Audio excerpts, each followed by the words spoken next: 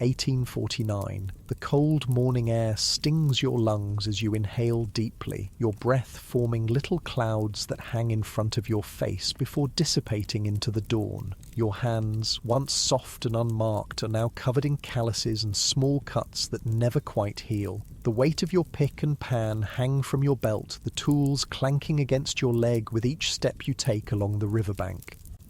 The freezing water of the American River numbs your feet as you wade in, your worn boots offering little protection against the biting cold. It's early spring, and the snowmelt from the Sierra Nevada mountains has turned the gentle stream into a rushing torrent, the water level higher than it's been in weeks. You shiver, not just from the cold, but from anticipation. Today might be the day. Today might be the day you strike it rich.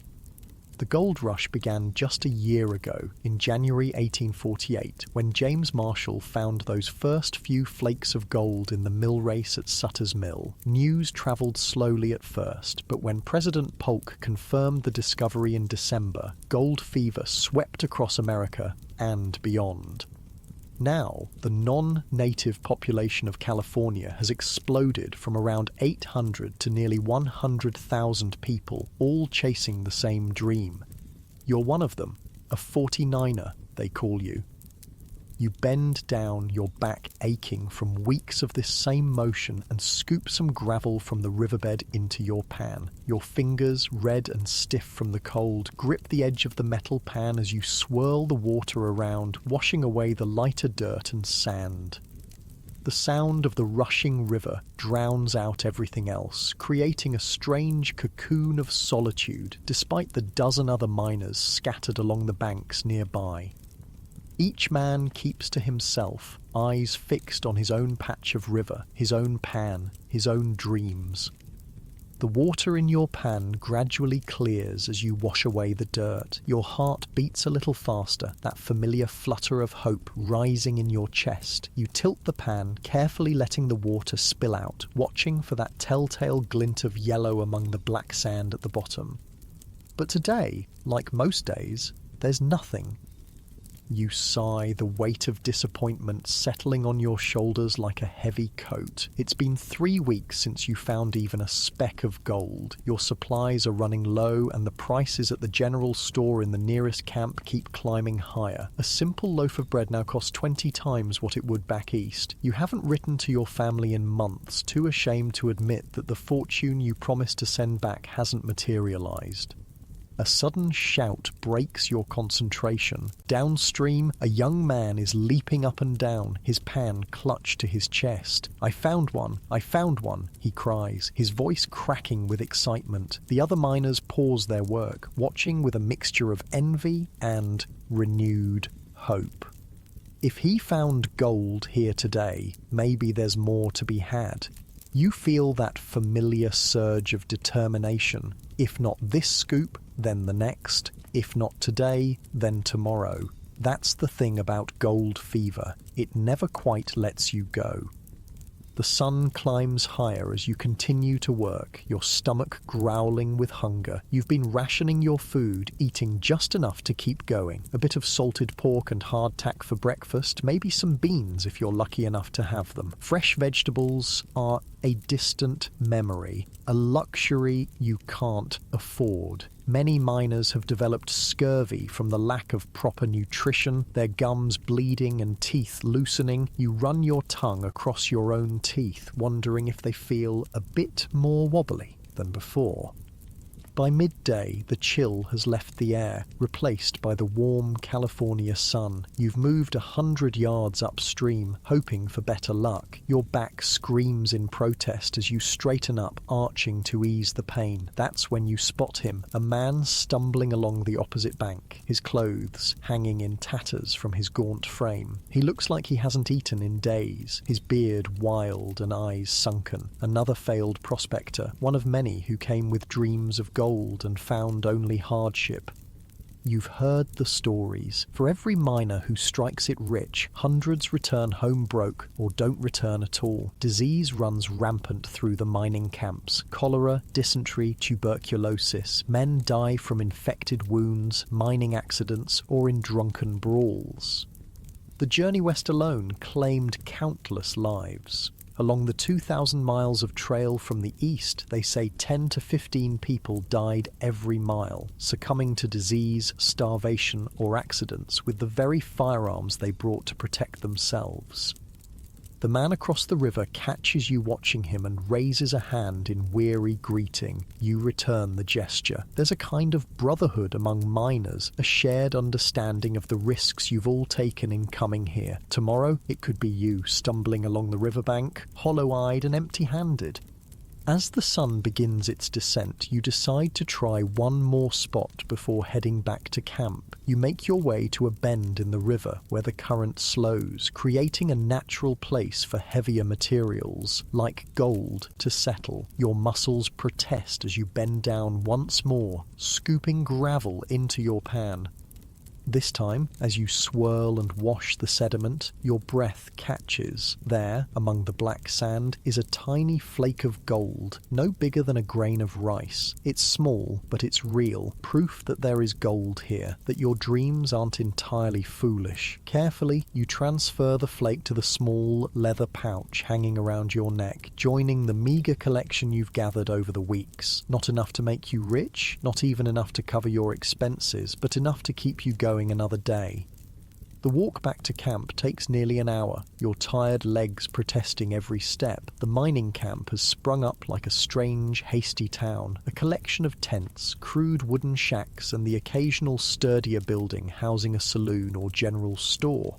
The smell hits you first. Unwashed bodies, cooking fires, human waste, and the ever-present mud churned up by thousands of boots. It's not a pleasant smell, but after months here, you barely notice it anymore. Men gather around fires as darkness falls, sharing meals and stories. Some play cards or dice, gambling away what little gold they've found. Others drink whiskey from chipped cups, seeking temporary escape from their aching bodies and disappointed hopes. The saloon is doing a brisk business, as it does every night. Inside, you know you'd find miners drowning their sorrows, while a few exhausted women circulate among them, offering companionship at a steep price. Women are a rare sight in the gold fields. Of the 40,000 people who arrived by ship to San Francisco Bay in 1849, only 700 were women. Some are wives who followed their husbands west, others are enterprising souls who realized that services, cooking, laundry, boarding houses could bring more reliable income than mining itself. And yes, some work in the brothels attached to saloons, their lives as harsh as any miner's, maybe harsher. You make your way to your own shelter, a small tent reinforced with whatever scrap wood you could find. Inside, your few possessions are neatly arranged: a bedroll, a change of clothes, a small stove for cooking and warmth, your mining tools, and a battered book of poetry that reminds you of home. You light a candle, its yellow flame casting long shadows on the canvas walls. Dinner is a handful of beans cooked with a strip of salt pork, eaten straight from the pot while it's still hot enough to burn your tongue. You wash it down with metallic-tasting water from your canteen. As you eat, you think about the tiny gold flake you found today. Not much, but more than nothing. Maybe tomorrow will bring better luck. The night grows cold quickly, the heat of the day vanishing with the sun. You wrap yourself in your blanket, the wool scratchy against your skin, but welcome against the chill. Outside, you can hear the murmur of voices, an occasional burst of laughter, or shouting from the direction of the saloon. Someone is playing a harmonica, the melancholy tune drifting through the camp. Sleep doesn't come easily. Your body aches from the day's labour, and your mind races with calculations. How much gold would you need to find to make the journey worthwhile? How much longer can you afford to stay if your luck doesn't improve? What would it mean to return home empty-handed, to face the knowing looks of those who said you were chasing a fool's dream? Just as you're drifting off, a gunshot shatters the night. You sit bolt upright, heart pounding. More shots follow, then shouting. A fight at the saloon, most likely. Such things are common here, where law is scarce and tempers run hot. You lie back down, pulling the blanket over your ears. Not your problem. Not tonight. Morning comes too soon, the pale light filtering through the canvas of your tent. Every muscle in your body protests as you rise, stiff from the cold and yesterday's labour. But there's no rest for a gold miner. You force down a breakfast of hardtack and coffee, the latter a luxury you allow yourself to face the day ahead. Outside, the camp is already stirring. Smoke rises from cooking fires. Men gather their tools for another day at the river. You learn that last night's shooting left 2 men dead. An argument over a card game that escalated too quickly. Their bodies lie covered with blankets outside the saloon, waiting for the camp's unofficial undertaker to dig 2 more graves on the hillside that serves as a cemetery. No one seems particularly disturbed by the death. Life is cheap in the gold fields. You head back to the river, your pick and pan in hand. The spot where you found yesterday's small flake seems promising, so you return there, hoping for better luck. The morning passes in the same rhythm of bend, scoop, swirl, check. Bend, scoop, swirl, check. The sun climbs higher, warming your back as you work. Midway through the morning, a cry goes up from downstream, not the excited shout of a gold find, but a sound of pain and fear. You straighten up, shading your eyes against the sun to see what's happening. A man is clutching his leg, blood seeping between his fingers. Around him, other miners are gathering, offering help or simply spectating. You make your way over, curious despite yourself. The injured man is young, barely out of his teens, his face pale with shock and pain. He's managed to gash his leg deeply with his own pick, a common enough accident among tired miners working on uneven ground. "Someone fetch Doc Wilson," one of the older miners says, tying a bandana around the young man's leg as a makeshift tourniquet. Doc Wilson isn't a real doctor. He was a barber back east who knows a bit about anatomy and carries a case of surgical instruments, but he's the closest thing to medical help for miles around. You've seen his work before. Sometimes the patients live, sometimes they don't. Infections are common, and Wilson's instruments aren't always as clean as they should be. You help carry the injured man back to camp, his blood soaking through the leg of his trousers. He's light in your arms, too light. Another miner wasted away from too little food and too much hard work. By the time you reach Wilson's tent, the young man is barely conscious, his face the colour of ash. Doc Wilson is a gruff man with hands like hams and breath that reeks of whiskey. Even this early in the day, he cuts away the blood-soaked fabric and examines the wound, his expression grim. "Deep!" he grunts. "Might have nicked the artery. Going to need stitches." He pulls a bottle from his coat pocket and offers it to the young man. "Drink this, as much as you can stomach. It's going to hurt." The makeshift surgery that follows is brutal to watch. The young miner screams despite the whiskey, his body bucking against the hands that hold him down. Wilson's needle dips in and out of flesh, drawing the wound closed with catgut thread. The smell of blood fills the tent, metallic and sickening. When it's over, the young man lies unconscious, his breathing shallow. Wilson wipes his bloody hands on a rag. "We'll know by morning if he'll keep the leg," he says, matter-of-factly, "or if he'll live at all. Infection's the real killer." You nod, knowing he's right. You've seen men die from smaller wounds, their bodies consumed by fever and putrefaction in a matter of days. The young miner's mining days might be over before they've really begun. Back at the river, you try to focus on your work, but the image of the young man's pain stays with you. Is this all worth it? The risk, the hardship, the danger? For what? The slim chance of finding enough gold to change your life? But then you remember the stories, the ones that keep everyone going. The miner who found a nugget the size of his fist. The group who extracted 273 pounds of gold in a single week. The ordinary men who became wealthy beyond their wildest dreams. It could happen to anyone. It could happen to you. The afternoon wears on, the sun hot on your neck. You find 2 more tiny flakes of gold, barely visible to the naked eye. Not enough to celebrate, but enough to keep the hope alive for another day. As you work, you notice a group of Chinese miners setting up downstream. They keep to themselves, as they must. Anti-Chinese sentiment runs high in the camps, with many American miners viewing them as unwelcome competition. Laws like the foreign miners' tax target them specifically, forcing them to pay exorbitant fees for the privilege of mining. Despite this, they persist, often working claims abandoned by white miners, extracting gold that others missed through meticulous, patient work. You've heard that the Chinese miners have their own methods, their own systems of organisation. They work collectively, sharing labour and profits in ways that the fiercely independent American miners rarely consider. Watching them now, you can see the efficiency in their movements, the way they communicate with quick gestures and few words. A shout from upstream draws your attention. Two miners are facing off, their stances aggressive. One holds a pick handle like a club, the other has his hand hovering near a pistol at his waist. Claim jumping, one miner accusing another of working his territory, is a common cause of violence. You've seen men killed over less.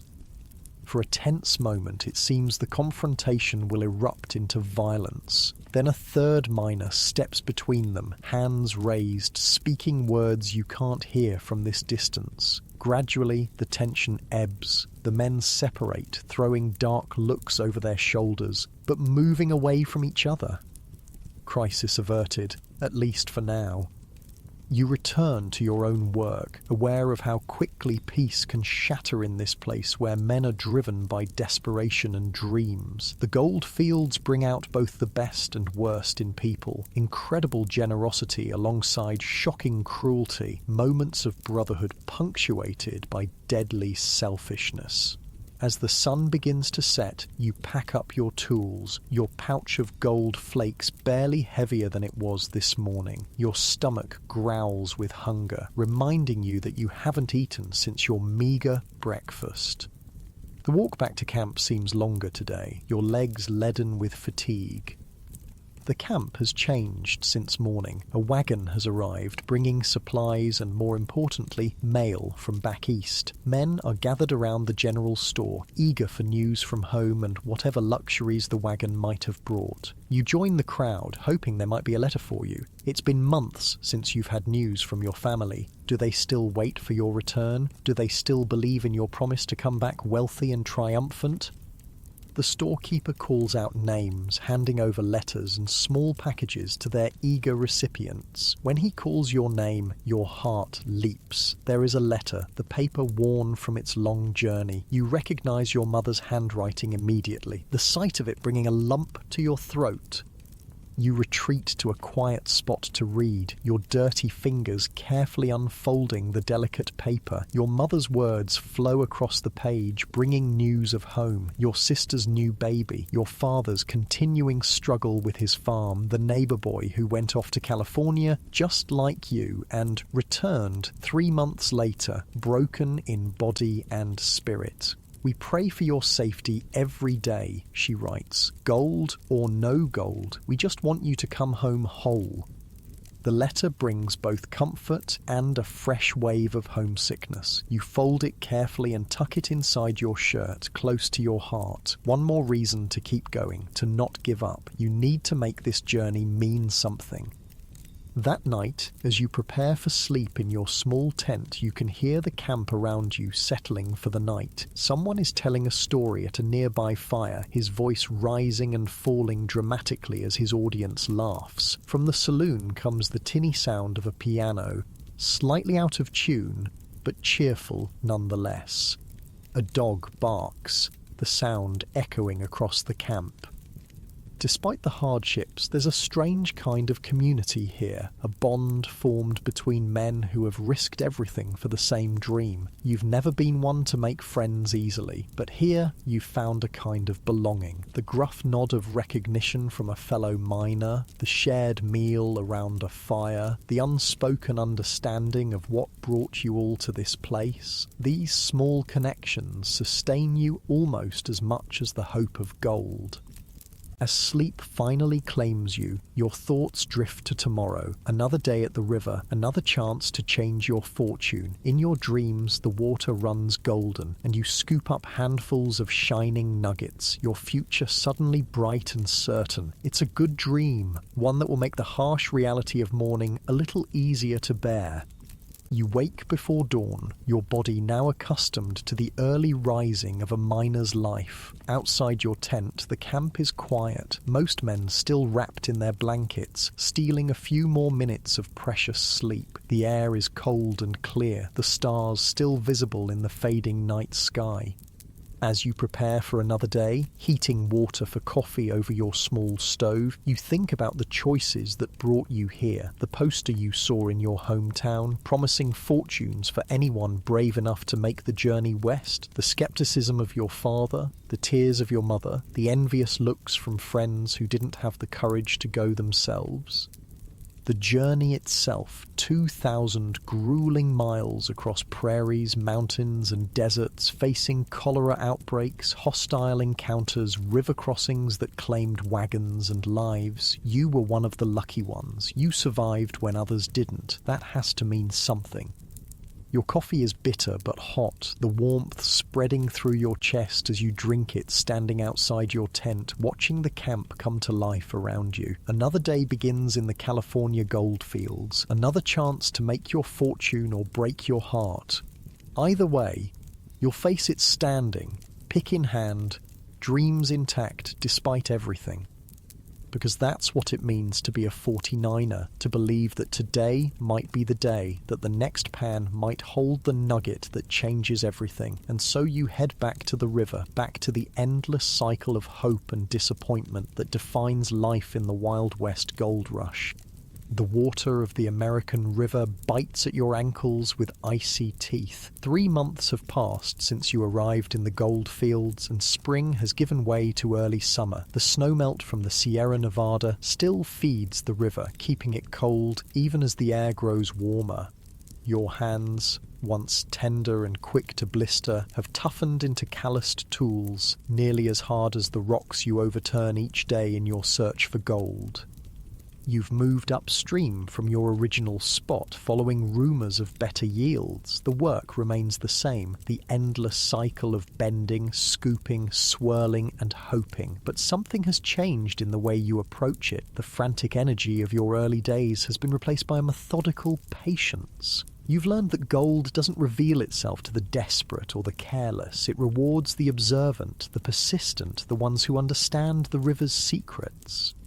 This morning, you're trying something new. Simple panning has yielded too little gold to sustain you, so you've pooled resources with 2 other miners to build a cradle, or rocker box. It's a simple wooden device that looks something like a baby's cradle, hence the name, with a sieve at the top, a canvas or blanket along an angled base, and a series of cleats to catch the heavier gold particles. One man digs the gravel and feeds it into the sieve. Another, that's you today, pours water over the gravel while rocking the cradle from side to side. The third man keeps an eye on the process and helps wherever needed. The cradle can process more material than panning alone, which means a better chance of finding gold. At least that's the theory.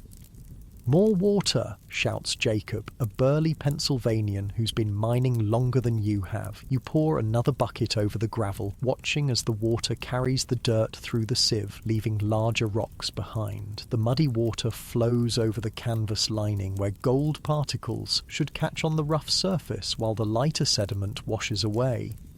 The sun beats down on your back as you work, sweat sticking your shirt to your skin. Your shoulders burn from the repetitive motion of pouring and rocking, but the discomfort fades when Jacob points excitedly at the bottom of the cradle.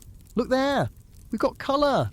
Sure enough, tiny flecks of gold glint in the sunlight caught in the cleats of the rocker box. Not a fortune, but more than you'd have found in a day of panning. The sight sends a renewed surge of energy through your tired body. This might work. This might actually work. By midday, your trio has processed enough gravel to yield a small but respectable amount of gold. You divide it equally, each man adding his share to his own pouch. You've made more today than in the past 3 days combined. It's still not enough to make you rich, but it's enough to buy supplies for another week. Maybe splurge on a real meal at the camp's makeshift restaurant instead of your usual beans and hardtack. As you break for a quick lunch, jerky and stale bread washed down with river water, you notice a group of men working further upstream. They're constructing something larger than a cradle, driving stakes into the riverbank and nailing together long wooden troughs. "What are they building?" you ask Jacob, nodding toward the activity. "Sluice boxes," he says, tearing off a piece of jerky with his teeth. "Next step up from our cradle, can process even more gravel. Need more men to work it properly though, and more water."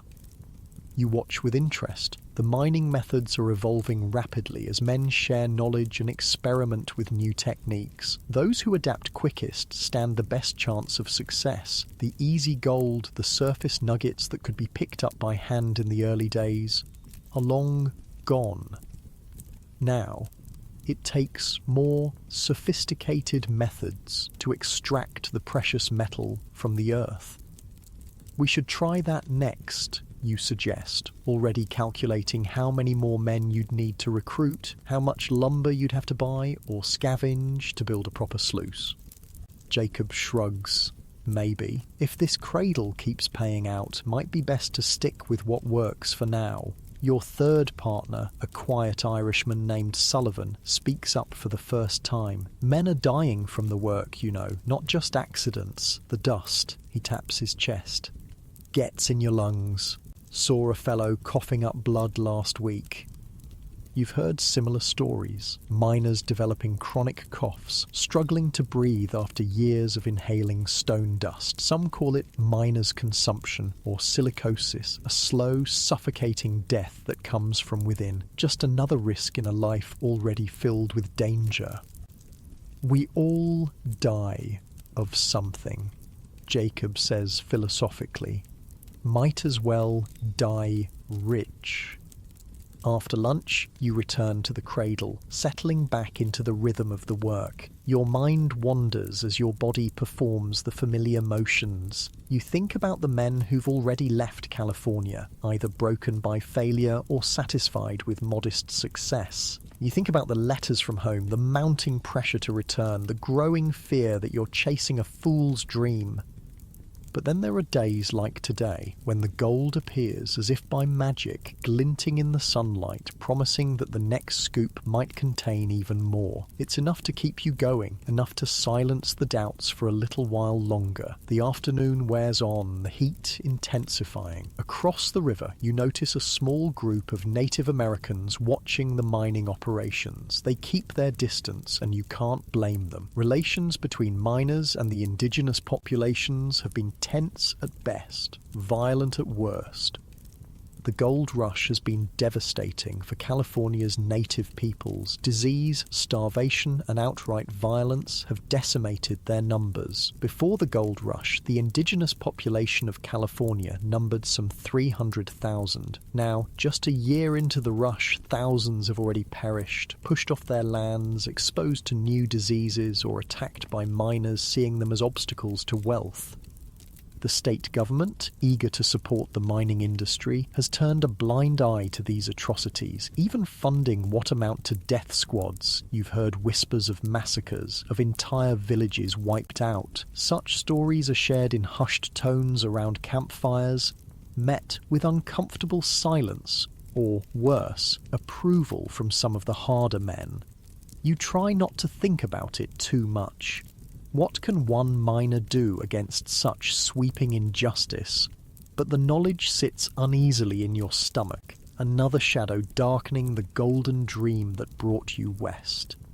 As the sun begins its descent, you and your partners decide to call it a day. The cradle has yielded a decent amount of gold, not a fortune, but enough to call the day a success. You dismantle the device, hiding the components in different locations to prevent theft. Trust only goes so far in the gold fields.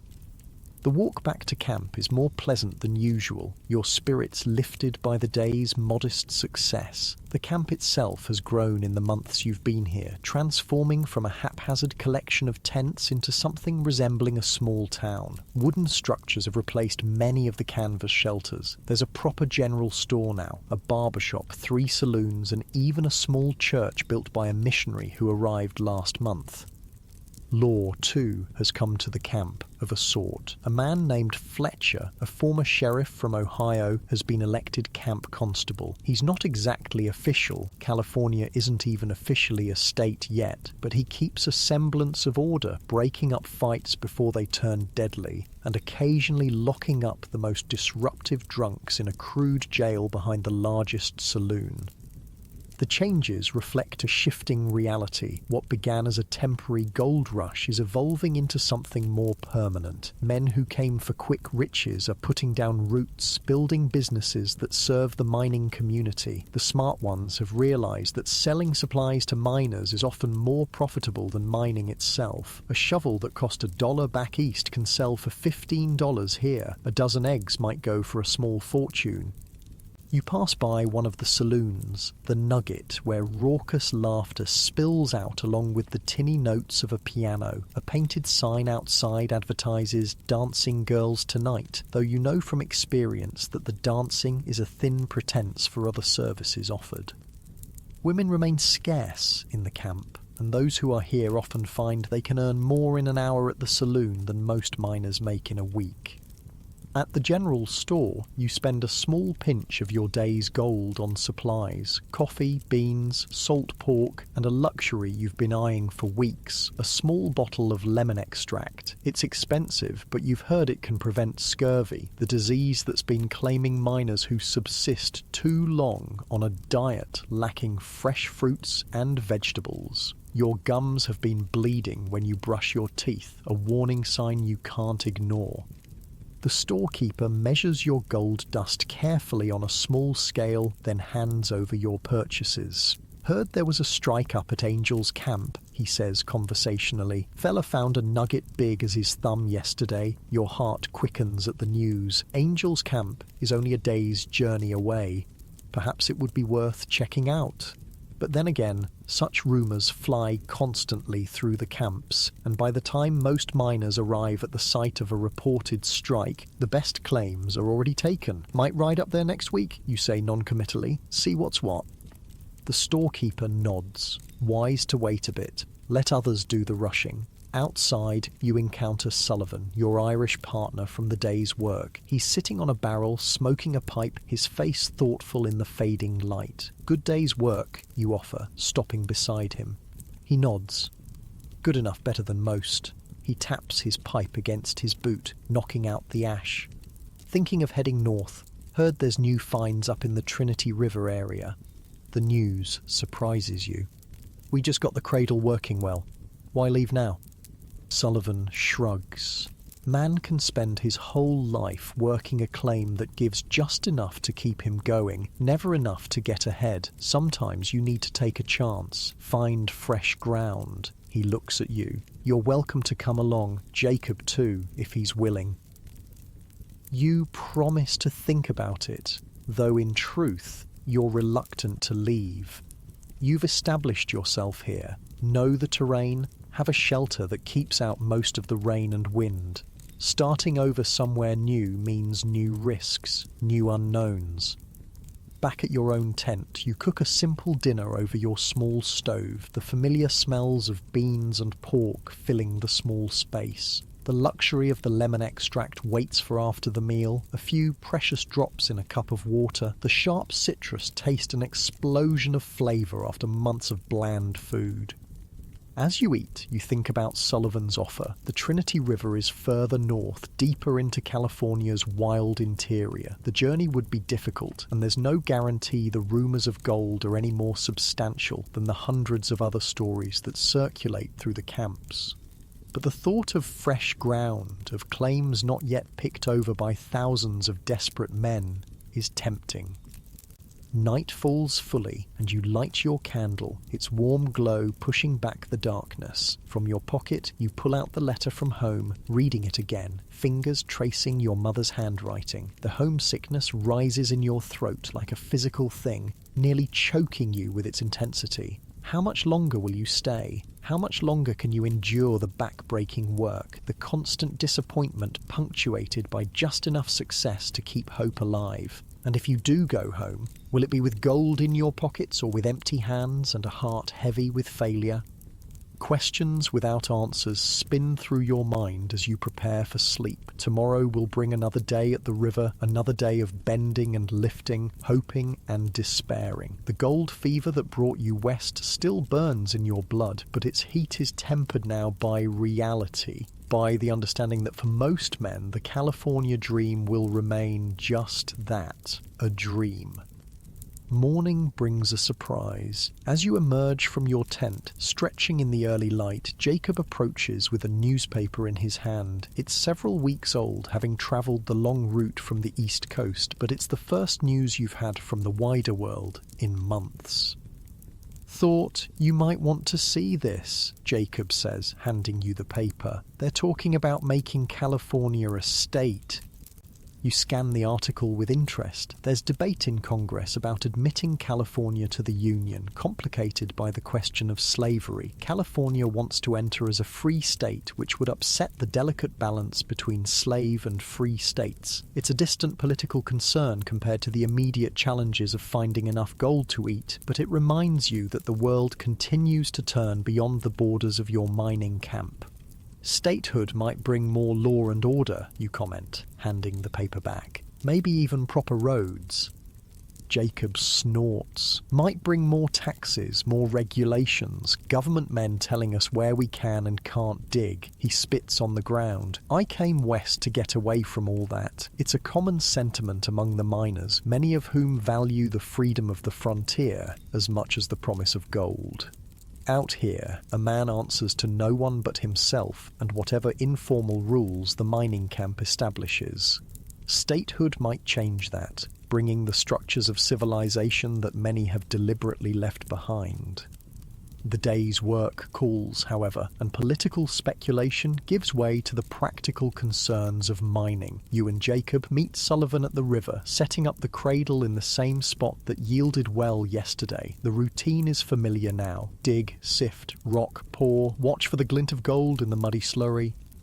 Midway through the morning, a commotion downstream catches your attention. A group of miners has surrounded two Chinese men who were working a small claim near the bend in the river. Even from a distance, the hostility is palpable. The white miners' postures aggressive as they crowd the Chinese workers. "Trouble," Sullivan mutters, pausing in his work to watch.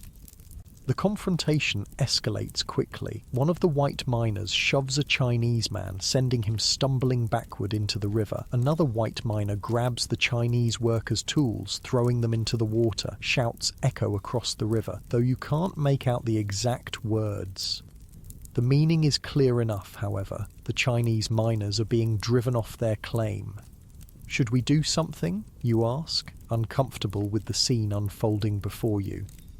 Jacob shakes his head. "Not our business. Besides, those Celestials' work claims that white men have abandoned, taking gold that should be ours." Sullivan says nothing, but his expression suggests he doesn't share Jacob's view. Neither do you, if you're honest with yourself.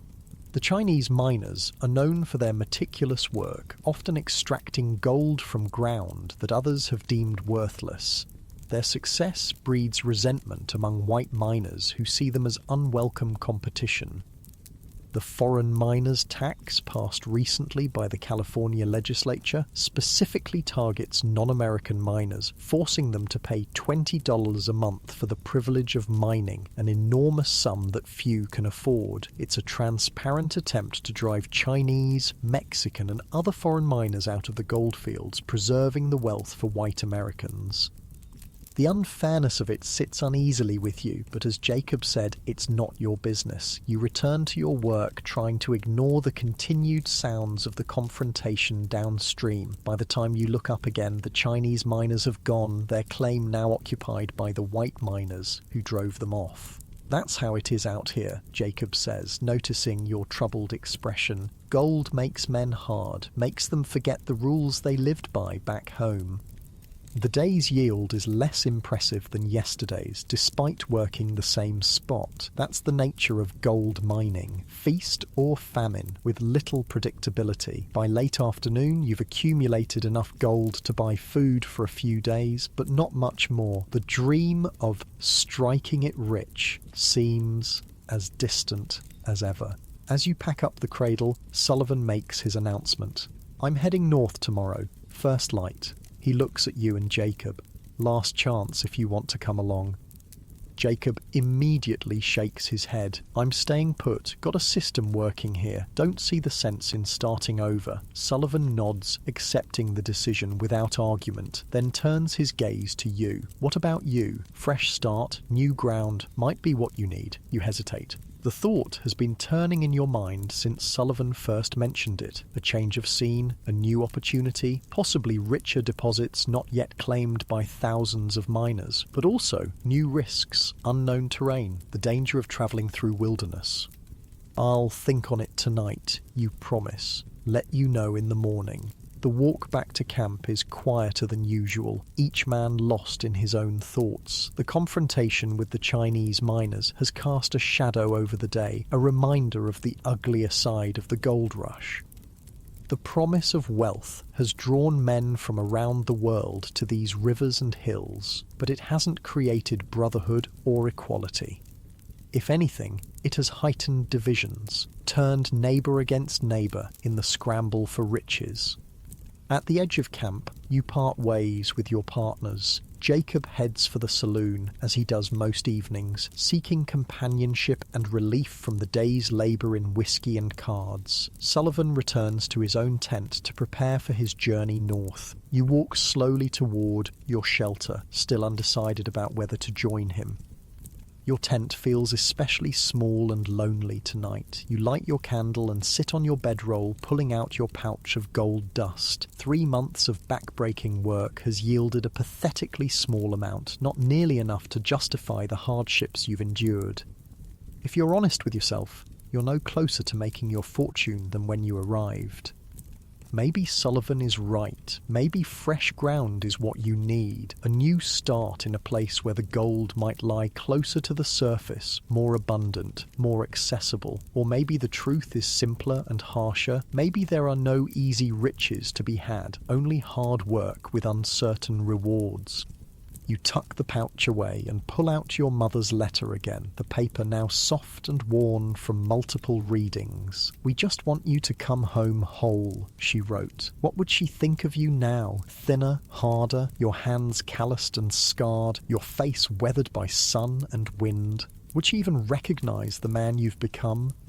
Sleep comes fitfully, your dreams filled with rushing water and glinting gold just beyond your reach. You wake before dawn, your decision made in that hazy space between dreaming and waking. You'll go north with Sullivan. One more chance, one more attempt to find the fortune that brought you west.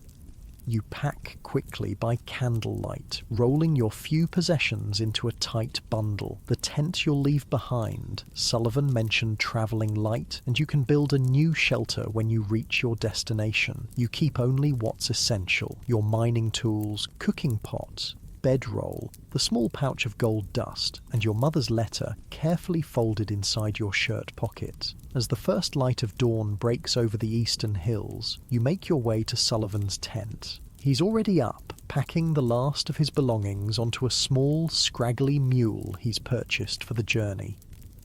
"So you're coming," he says, though it's not really a question. Your packed bundle says enough. You nod. Fresh ground, worth a try. He claps you on the shoulder, a rare gesture of camaraderie from the usually reserved Irishman. "We'll make better luck up north. I feel it in my bones." The camp is still quiet as you set out, most miners still wrapped in sleep before another day at the river. You pass the saloon where Jacob likely spent the night, the general store where you traded your gold dust for supplies, the makeshift church where you never quite found the time to attend services. For better or worse, this place has been your home for 3 months. Now you're leaving it behind, chasing another rumour, another promise of gold. The road, really just a rutted trail worn by countless wagons and boots, leads north, away from the rising sun. Sullivan walks ahead, leading the mule, while you follow a few paces behind. The animal is laden with supplies: food, tools, a canvas for shelter, ammunition for Sullivan's rifle, enough to get you to the Trinity River, where you'll try your luck again. As the camp disappears behind you, a strange mixture of regret and excitement fills your chest. You're leaving certainty, however meagre, for the unknown, leaving established claims for unproven ground. It's a gamble, perhaps a foolish one, but then again, coming to California in the first place was a gamble. Your whole life has become a series of bets placed on the promise of gold. The trail winds through hills covered in dry grass and scattered oak trees. In the distance, the Sierra Nevada mountains rise majestically, their peaks still capped with snow even in summer. It's beautiful country, you have to admit, a stark contrast to the muddy, torn-up riverbanks where you've spent your days mining. "How long to the Trinity River?" you ask Sullivan, breaking the companionable silence. "4 days if we make good time," he answers. "Maybe 5. Depends on the trails and whether we run into any trouble." Trouble could mean many things: hostile natives, bandits, wild animals, injury or illness far from any help. The California wilderness holds as many dangers as promises, but you've come too far to turn back now, risked too much to play it safe.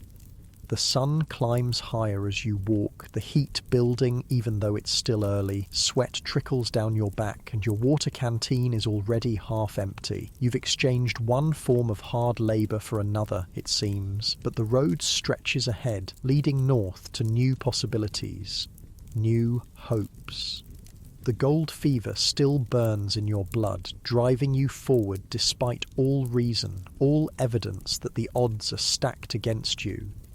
After all, that's the story of the gold rush. Men driven by dreams, chasing fortune across mountains and deserts, enduring hardship and disappointment, always believing that the next claim, the next river, the next pan of gravel will finally reveal the riches they've sacrificed everything to find.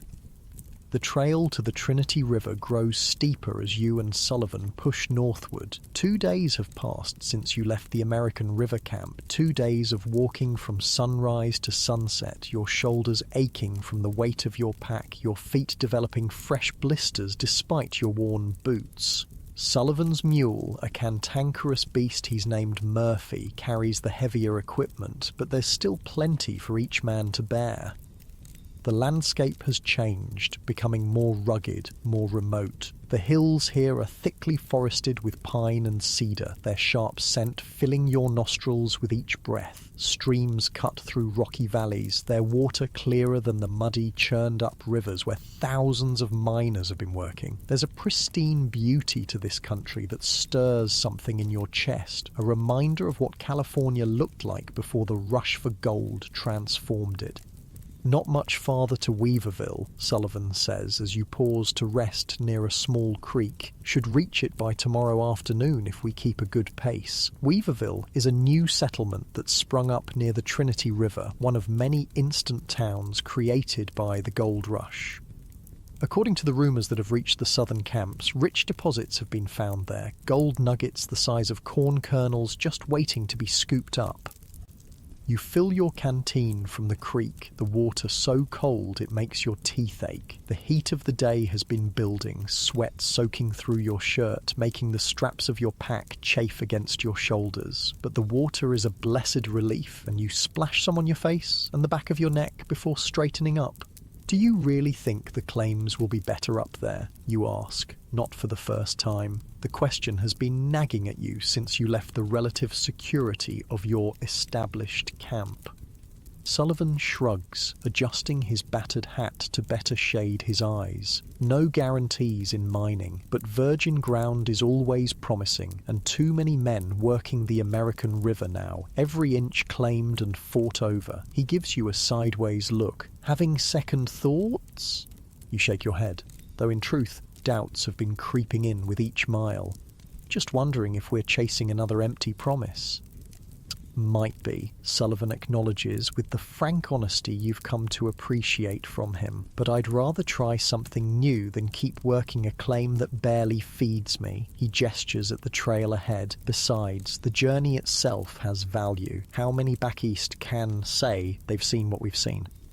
He has a point. Despite the hardships, there's a strange freedom in this life, a chance to see a country still wild and raw, largely untouched by the civilization that's spreading westward. The mountains rising around you, the vast stretches of forest, the rivers cutting through ancient valleys, these are sights few from your hometown will ever witness.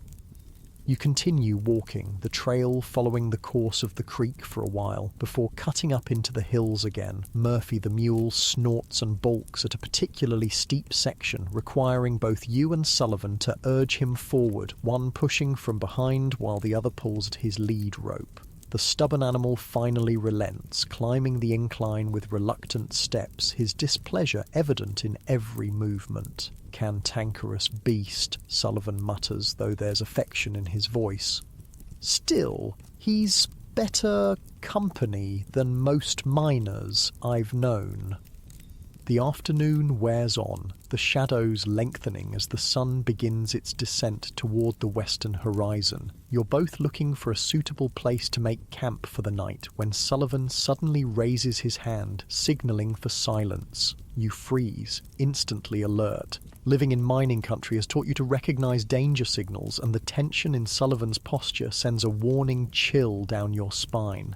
"What is it?" you whisper, scanning the surrounding forest for whatever has alarmed your companion.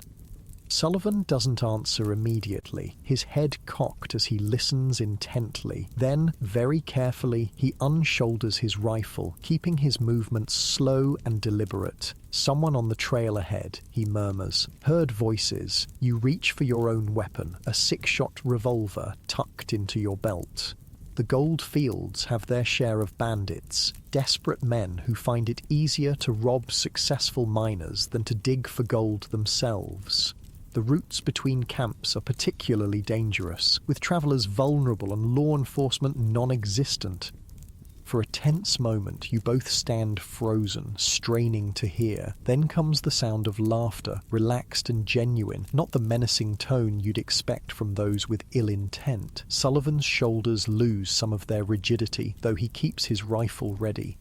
Around the bend in the trail appear 3 men, miners by the look of their equipment and the pans hanging from their packs. They stop when they see you, hands moving instinctively toward their weapons, the same wariness in their posture that you feel in yours. For a heartbeat, the two groups assess each other across 20 yards of dusty trail. Then one of the men, taller than his companions, with a red beard streaked with grey, raises his hand in a peaceable greeting. "Ho there," he calls. "You fellows headed to Trinity?" Sullivan nods, lowering his rifle slightly but keeping it in hand. "Aye. You coming from there?" "Left this morning," the red-bearded man confirms. "Worked a claim there for 3 weeks, but the ground didn't pay. Heading back to Sacramento now." The tension eases further. "These aren't bandits, but fellow miners. Just men like yourselves trying to find their fortune in California's streams and hillsides. How's the digging up at Trinity?" you ask, holstering your revolver as the two groups move closer together. The red-bearded man spits to one side. "Some are doing well enough, ground's rich in places, but it's no paradise. Hard work, same as anywhere." He eyes your packs and Sullivan's mule. "You boys got supplies? Camp's growing fast and prices are steep?" "We're provisioned," Sullivan answers. "For a while at least." The men exchange a few more words of advice about the trail ahead and conditions at Weaverville before parting ways, each group continuing in opposite directions. The encounter leaves you with mixed feelings. The Trinity diggings aren't the untapped paradise that rumours suggested, but they're not worthless either. Some men are finding gold, which is all you can really ask for. You make camp as dusk settles over the hills, finding a small clearing near the creek where you'd stopped earlier. Sullivan builds a fire while you tend to Murphy, unloading his packs and giving him a good rub down before tethering him where he can graze on the sparse grass. The mule nuzzles your hand in a rare show of affection, perhaps grateful for the end of the day's journey. Dinner is simple: salt pork fried in a small pan, hardtack softened in the drippings, and coffee boiled over the fire. The food is plain but filling, and after a long day of walking, it tastes better than the finest meal you can remember from back east. You eat in companionable silence, both too tired for much conversation. As darkness falls completely, the fire becomes your centre of light and warmth in the vast wilderness. Stars appear overhead, countless pinpricks of light in the black canvas of the sky. Away from the larger camps and settlements, the night is alive with sounds. The chirping of crickets, the occasional hoot of an owl, the rustle of small creatures moving through the underbrush.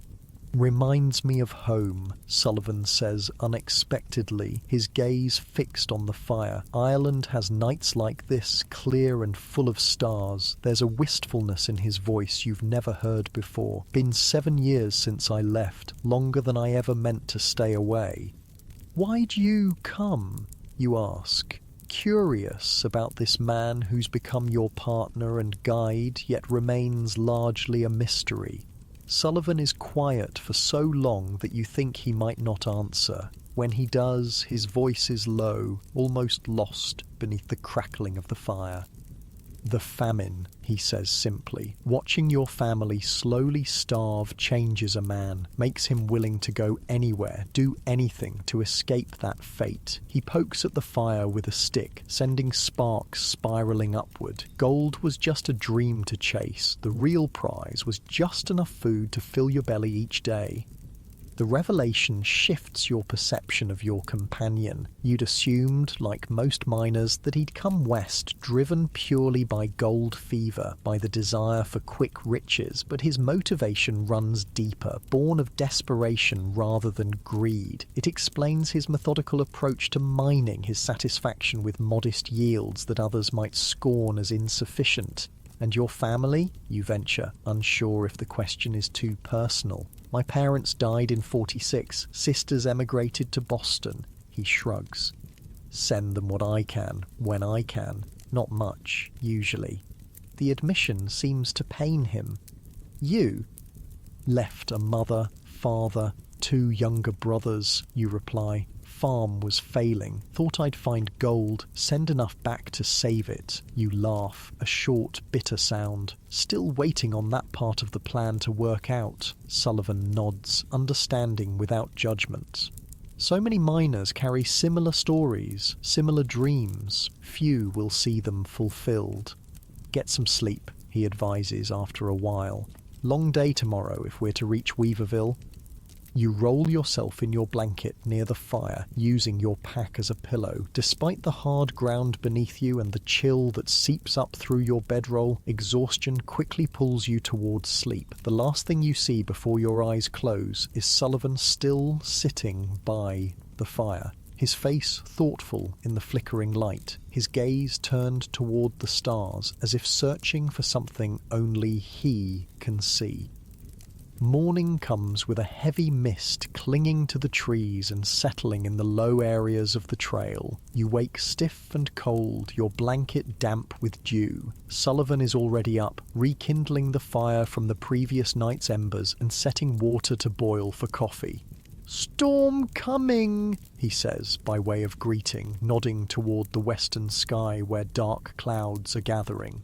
"Best get moving. Don't want to be caught on the trail when it hits." You eat quickly, Coffee and more hardtack, the latter so stale it must be soaked in the hot liquid before it's remotely chewable. Murphy the mule is repacked, his displeasure at resuming the journey evident in his flattened ears and stubborn stance as Sullivan attempts to lead him back to the trail. The day's travel is harder than the previous ones. The trail climbs steadily, winding through forests that grow denser the further north you go. The air feels heavy with impending rain, the pressure building as the storm approaches from the west. By midday, the first distant rumbles of thunder echo through the hills. "Not far now," Sullivan encourages as you pause to catch your breath at the top of a particularly steep incline. "See there?" He points ahead to where the trail disappears over a ridge. Weaverville's just beyond that. Been there once before, few months back. The knowledge that your destination is near gives you a second wind. You push on, ignoring the ache in your legs and the raw spots where your pack straps rub against your shoulders. The first fat raindrops begin to fall as you crest the ridge, spattering against your hat and face like tiny, cold fingers. And there, spread out in the valley below, is Weaverville. It's larger than you expected. Dozens of tents and rough wooden structures clustered along what must be the Trinity River, a silver ribbon cutting through the green valley. Smoke rises from multiple chimneys and cooking fires. And even from this distance, you can make out the movement of people, tiny figures going about their business despite the approaching storm. "Made it," Sullivan says with satisfaction. "Now let's get down there before we're soaked to the skin." The descent into the valley is treacherous, the trail turning slick with rain, forcing you to pick your way carefully down the steep path. Murphy seems even less pleased with this development, digging in his hooves and requiring constant urging to continue forwards. By the time you reach the valley floor, the rain is falling steadily, and both you and Sullivan are thoroughly wet despite your efforts to hurry. Weaverville itself is a muddy, bustling place. The main street, really just a wider path between buildings, is churned into a brown slurry by countless boots and wagon wheels. Miners hurry between tents and wooden structures, most heading for shelter from the worsening storm. A few curious glances are cast your way as you make your entrance, but new arrivals are common enough that you don't draw much attention. Sullivan leads the way to what appears to be the settlement's only proper hotel, a two-storey wooden building with a painted sign proclaiming it the Trinity House. It's a grand name for what is essentially a large shed with divisions for rooms, but after days on the trail, it looks like luxury. "Might as well start our time here dry and with a real meal," Sullivan suggests. "Can ask about available claims over supper." The Trinity House's main room serves as both lobby and dining area, with a long bar along one wall and several rough tables scattered about. A pot-bellied stove in the centre radiates welcome heat, surrounded by miners drying themselves after being caught in the rain. The smell of wet wool and unwashed bodies mingles with the more appealing aromas of cooking food, some kind of stew by the scent with herbs and meat that make your mouth water after days of trail rations.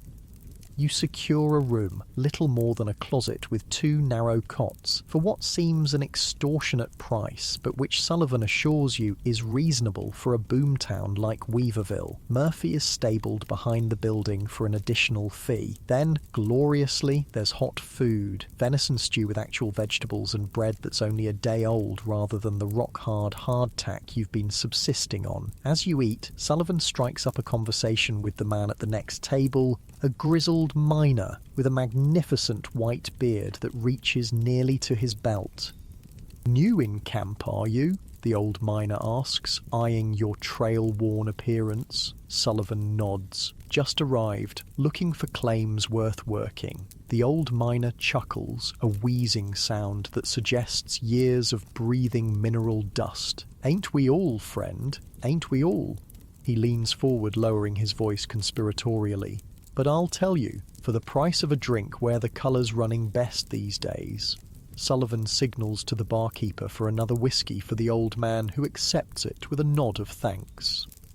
East Fork, he says, after taking a appreciative sip. About 3 miles upriver, some Chinese fellows hit a pocket last week, took out near 50 ounces before others run 'em off, ground still rich thereabouts. You exchange a glance with Sullivan. 50 ounces is a fortune. At the current price of $16 per ounce, that's $800 from a single pocket, more than most miners see in a year of backbreaking work.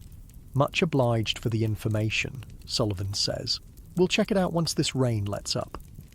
The old miner nods, then coughs, a deep, racking sound that seems to come from the very bottom of his lungs. He spits into a handkerchief, and you catch a glimpse of dark stains before he quickly folds it away. Miner's consumption, he explains, catching your concerned look. Price of 20 years underground before I came to the places. Dust gets in your lungs, never comes out. He taps his chest.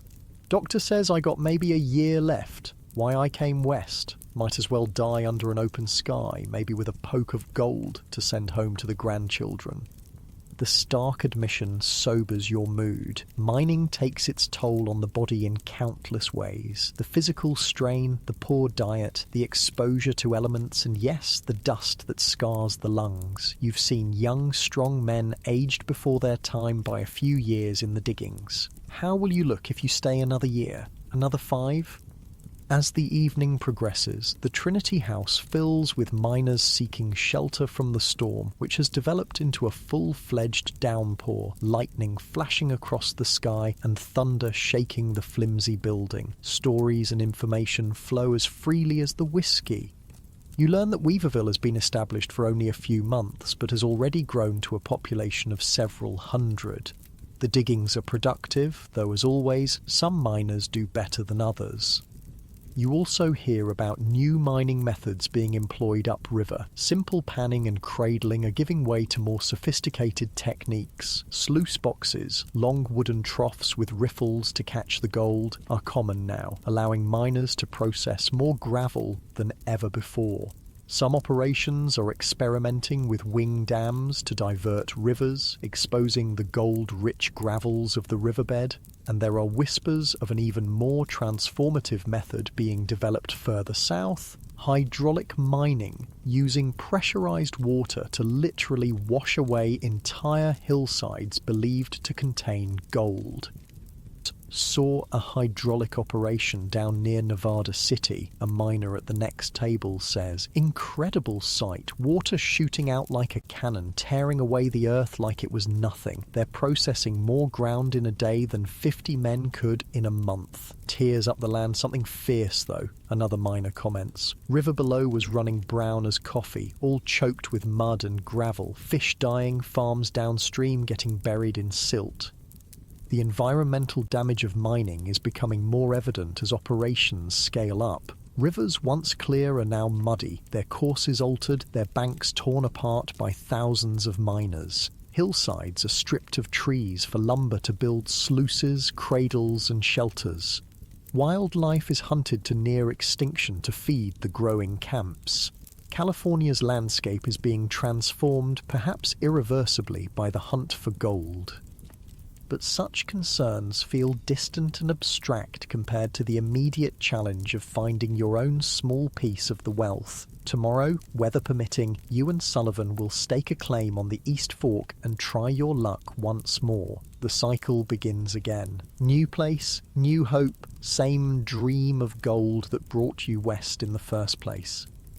That night, lying on your narrow cot in the tiny room, listening to the rain drum on the roof and Sullivan's soft snoring from the other bed, you find yourself thinking of home again. The farm you left behind seems impossibly distant now, a memory from another life. You wonder if you'll ever see it again, if you'll ever walk those familiar fields or sit at your mother's table, surrounded by family. Or will California claim you as it has claimed so many others? Will your bones rest in some hastily dug grave beside a played-out gold stream, your dreams unfulfilled, your journey west ultimately futile? Such thoughts don't make for restful sleep, but eventually, exhaustion claims you, pulling you down into darkness as the storm continues to rage outside. Morning brings clear skies, the storm having blown itself out overnight. The world feels washed clean, the air crisp and fresh, the muddy streets of Weaverville beginning to dry under the returning sun. After a breakfast of fried potatoes and bacon, a luxury worth every penny of its inflated price, you and Sullivan prepare to seek out the promising diggings on the East Fork. Information is a valuable currency in mining camps, and you've learned to be cautious about following tips too blindly. But the old miner's suggestion of the East Fork seems genuine enough, and several others at the Trinity House confirmed that good colour has been found in that area. It's worth investigating, at least. You retrieve Murphy from the stable, the mule now rested and marginally more cooperative, if still given to expressing his displeasure through pinned ears and occasional stubborn halts. The 3-mile journey upriver takes you through country that shows the increasing impact of mining activity. Trees felled, underbrush cleared, the river's banks scarred by countless diggings.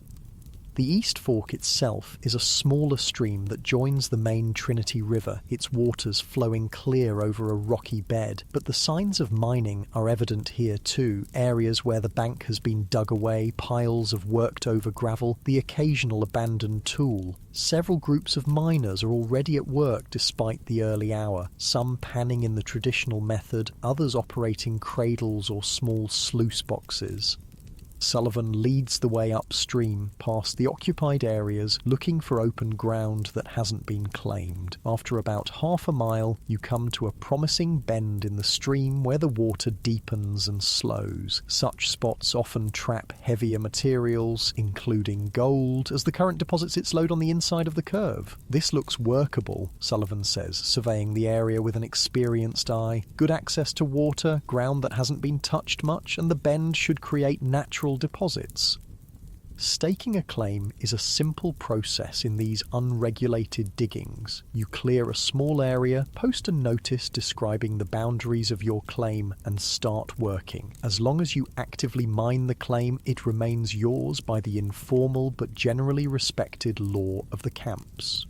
You unload Murphy and set up a basic camp, a fire pit, your canvas stretched between trees as a shelter, your tools arranged for easy access. Then comes the moment of truth. The first test pan from your new claim, the first indication of whether this ground will yield the gold you've travelled so far to find. Sullivan wades into the stream, his pants rolled up to his knees, the cold water making him wince. He selects a spot near the inside of the bend, digs his hands into the gravel of the stream bed, and fills his pan. The familiar routine follows, dipping the pan into the water, swirling to wash away the lighter materials, tilting to let the water and sand spill out, leaving the heavier components behind. You watch anxiously from the bank as Sullivan examines the results, tilting the pan this way and that to catch the light. His expression gives nothing away until he looks up, a slow smile spreading across his weather-beaten face. "Colour," he says simply, holding up the pan for you to see. And there it is. Several small flakes of gold glinting in the sunlight against the black sand at the bottom of the pan. Not a fortune, but a promising sign. The ground here contains gold. Whether it contains enough to make your journey worthwhile remains to be seen. But for now, hope flares anew in your chest. You join Sullivan in the stream, the cold water numbing your feet almost instantly. But the discomfort is forgotten in the excitement of testing your new claim. Your own first pan yields similar results. A few small flakes, enough to encourage but not enough to celebrate. "We'll need to build a cradle at least," Sullivan says, as you both continue to sample different spots along your claim. Or better yet, a small sluice, process more gravel that way. The next few days fall into a rhythm of hard work. You fell small trees and split them into boards for a sluice box. Sullivan, who has experience as a carpenter, directs the construction, showing you how to create the riffles that will catch the gold as water washes gravel through the box. Murphy is put to work hauling gravel from promising spots to the sluice, the mule seeming almost content now that the travelling has stopped. Other miners pass by occasionally, some nodding in greeting, others casting speculative looks at your operation. Word of new finds travels fast in mining country, and a successful claim quickly attracts attention, but for now you're left relatively undisturbed to work your small piece of the East Fork.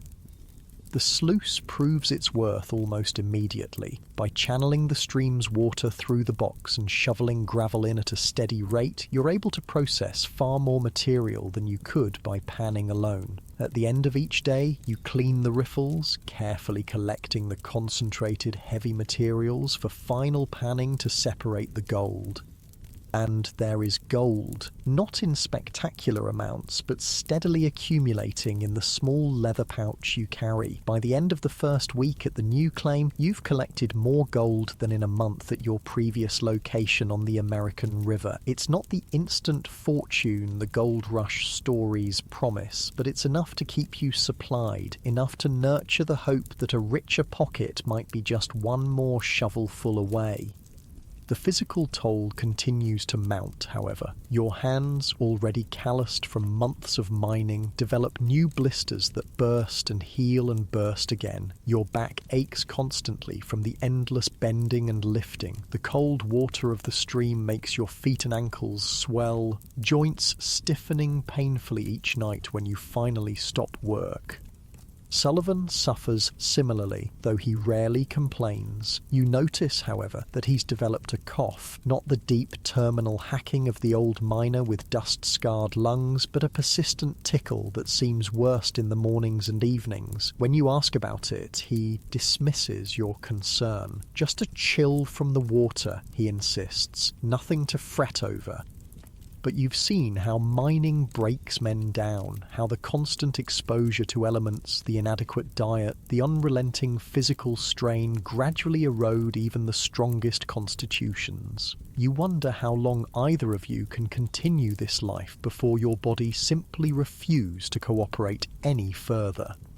For now, though, the work continues. Each day brings new challenges and small victories, the satisfaction of seeing gold accumulate, however slowly. Each night brings bone-deep weariness, but also the deep sleep of physical exhaustion. And each morning brings the renewed hope that today might be the day you strike it rich, the day the East Fork finally reveals its golden heart. A month passes on your claim at the East Fork. Late summer gives way to early autumn, the days growing shorter, the nights increasingly chill. The gold continues to come steadily, not in the spectacular amounts you once dreamed of, but enough to accumulate a modest poke. You and Sullivan have settled into a comfortable routine, rising with the sun, working until dusk, taking turns cooking simple meals over the campfire and collapsing into exhausted sleep each night. Weaverville has become your supply point, a place to purchase food and tools, to hear news from the outside world, and occasionally to enjoy the dubious luxuries of a proper bed at the Trinity House and a hot meal you didn't cook yourself. The settlement has grown, even in the short time you've been here. New buildings going up weekly, the population swelling as word spreads of productive diggings in the area. With more miners come more businesses. A proper general store now, 3 saloons, a crude bathhouse where, for an exorbitant fee, you can soak your aching body in hot water, and a barbershop that doubles as a doctor's office for those who can afford treatment. There are even a few women in camp now, not just the dance hall girls and prostitutes who first arrived, but wives and daughters of merchants who've decided to put down roots. It's during one of your supply trips to town that you first hear about the incident at Murderer's Bar, a mining camp 20 miles downriver. 2 miners killed, their claim jumped by a gang that's been working its way through the smaller camps, using violence and intimidation to seize promising diggings. They call themselves the Sydney Ducks, explains the storekeeper as he weighs out beans and flour for your order. Started in San Francisco, bunch of Australian ex-convicts. Now they're moving into the mining country, looking for easy pickings. The news sends a chill through you. Your claim with Sullivan is isolated, vulnerable to just such predation. The gold you've accumulated, while not a fortune, would be tempting to those willing to take it by force. Anyone hunting these fellows? Sullivan asks, his expression grim. The storekeeper shrugs. Talk of forming a vigilance committee, but nothing's come of it yet. Law's thin out here. Man's mostly on his own for protection. You purchase extra ammunition for Sullivan's rifle and your revolver before heading back to the claim, a new wariness settling over you. The gold rush has always had its dark side, theft, claim jumping, violence, but it feels closer now, a shadow hanging over the modest success you found at the East Fork. That night, as you sit by the fire after another long day of work, Sullivan brings up the subject that's been weighing on both your minds. We should take precautions, he says, cleaning his rifle with meticulous care, sleep in shifts maybe, keep the gold in different hiding places. You nod, poking at the fire with a stick. Could try to bring in another partner or two. Safety in numbers. Sullivan considers this, his face thoughtful in the flickering light. There's those brothers working upstream, O'Malley boys, Irish like me. Seem decent enough. The O'Malleys, Brian and Michael, are working a small claim about half a mile up the East Fork. You've exchanged greetings when passing their diggings, but little more. Still, they've been friendly, and 4 men would certainly be harder to intimidate than 2. Worth asking, you agree. Tomorrow we could walk up, see if they're interested in joining forces. The conversation shifts to practicalities, how to reconfigure the claim to accommodate more workers, how to adjust the sluice operation, how to divide the gold. These are easier topics than the unspoken fear that's prompted the discussion, the very real possibility of violence coming to your small corner of the Trinity River. Sleep comes uneasily that night. Every snapping twig in the forest, every rustle of wind through the trees makes you start awake, hand reaching for the revolver you've taken to keeping beside your bedroll. The vastness of the wilderness, once exhilarating, now feels ominous, hiding unknown threats in its shadows. Morning brings no immediate danger, just the familiar tasks of stoking the fire, brewing coffee, and preparing for another day of mining. But the conversation with the O'Malley brothers can't wait. After a quick breakfast, you and Sullivan head upstream to their claim. You find the brothers already hard at work, knee-deep in the chilly water of the East Fork, operating a small cradle similar to the one you used on the American River. They're alike enough to be recognized as brothers, both stocky, red-haired men with weathered faces and calloused hands. But Michael, the elder, has a jagged scar running from his left eye to his jaw, the result of a mining accident in his past. They greet you with cautious friendliness, climbing out of the stream to hear what brings you to their claim so early in the day. Sullivan explains the situation, the reports of the Sydney ducks, the vulnerability of isolated miners, the potential benefits of joining forces. Michael O'Malley listens in silence, his scarred face impassive. When Sullivan finishes, he exchanges a glance with his younger brother before responding. Heard the same tales in town yesterday, he admits. Been thinking along similar lines ourselves. He studies you and Sullivan for a long moment. You fellows strike me as decent sorts, not prone to stealing or shirking work. Could be an arrangement might benefit us all. The negotiation that follows is straightforward. The 4 of you will work as partners, combining your claims into one larger operation. Gold will be divided equally after expenses. Each man will contribute his labour and existing equipment to the enterprise. And critically, you'll establish a proper camp with defensible positions, taking turns standing watch at night.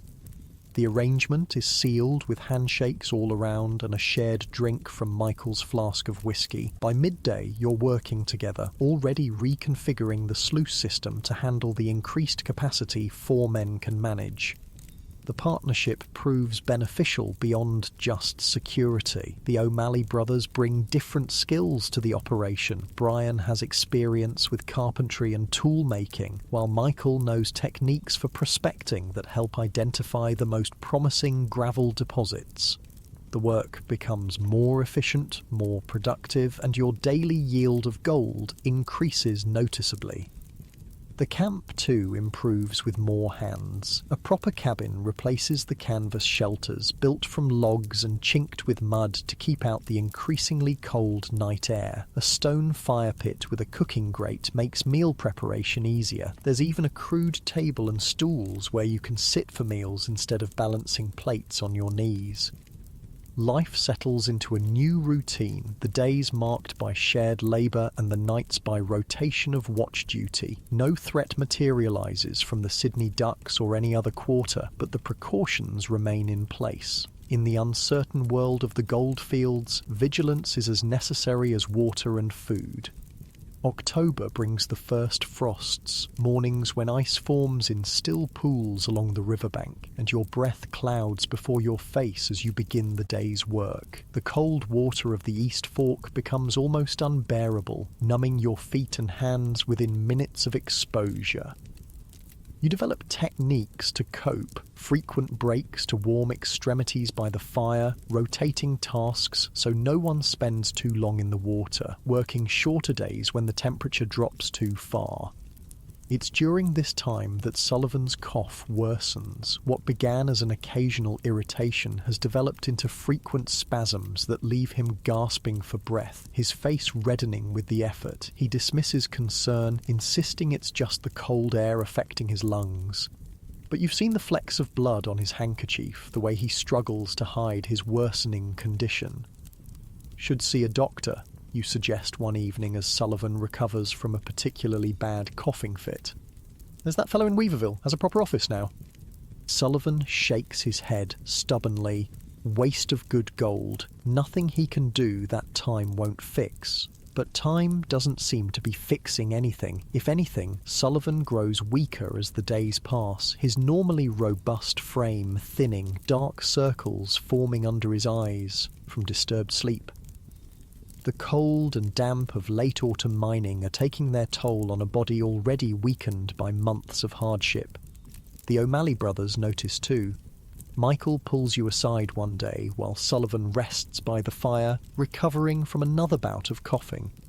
"He's not well," Michael says bluntly. "Seen it before in the copper mines back in Ireland. Lungs going bad. Might be consumption." The word sends a chill through you that has nothing to do with the autumn air. Consumption, tuberculosis, is a death sentence for most who contract it, especially in the harsh conditions of mining camps. There are no effective treatments, no cures, just a slow wasting away as the disease consumes the body from within.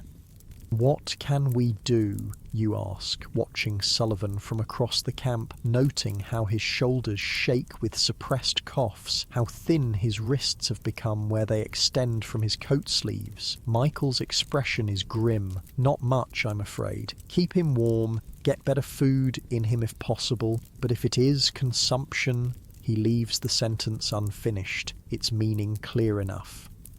That night, unable to sleep despite exhaustion, you lie awake listening to Sullivan's laboured breathing from the adjacent bunk in the cabin. The man has become more than just a mining partner in the months you've worked together. He's a friend, perhaps the only true friend you've made since coming west. The thought of losing him to illness adds a new layer of dread to the already precarious existence you lead. Morning brings a new development. Brian O'Malley, returning from an early trek to check their animal traps in the surrounding forest, arrives at camp in a state of excitement. "Visitors coming," he announces. "Whole party of them, looks like. Spotted them from the ridge, maybe half-hour away." Everyone tenses at the news. Visitors could mean many things in the isolated mining country. Other miners looking for claims, traders bringing supplies, or less welcome arrivals like the Sydney Ducks. Sullivan checks his rifle despite his weakened state, and you ensure your revolver is loaded and accessible. The visitors appear just as the sun fully clears the eastern ridges. There are 6 of them, mounted on horses leading pack mules laden with equipment. They approach openly, without the furtive movements you'd expect from those with ill intent. Still, no one relaxes, until the party is close enough to be clearly seen. 5 men and, surprisingly, 1 woman, all dressed for the trail in practical clothing, their faces weathered from exposure to the elements. The leader, a tall man with a silver-streaked beard and the bearing of someone accustomed to authority, raises his hand in greeting as they draw near. "Ho the camp," he calls. "Mind if we water our animals at your stream?" Michael steps forward as the spokesman for your group. "Moo, you're welcome to water. Where you folks headed?"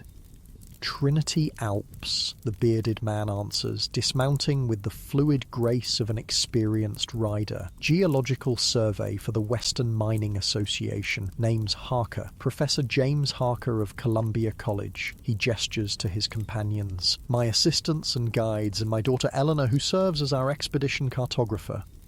The woman nods in acknowledgement. She's perhaps 25, with brown hair pulled back in a practical braid and eyes that take in your camp with keen intelligence. Having a woman in such a remote area is unusual enough, but one participating in a scientific expedition is extraordinary.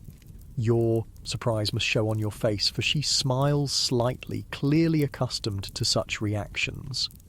"We've been mapping potential mining regions throughout the Sierras and Trinity Range," Professor Harker explains as his party leads their animals to the stream, "documenting geological formations, water sources, mineral deposits, information that will be valuable as mining operations expand." "Long way from civilization for such work," Michael comments, his tone suggesting he's not entirely convinced by the explanation. Harker nods.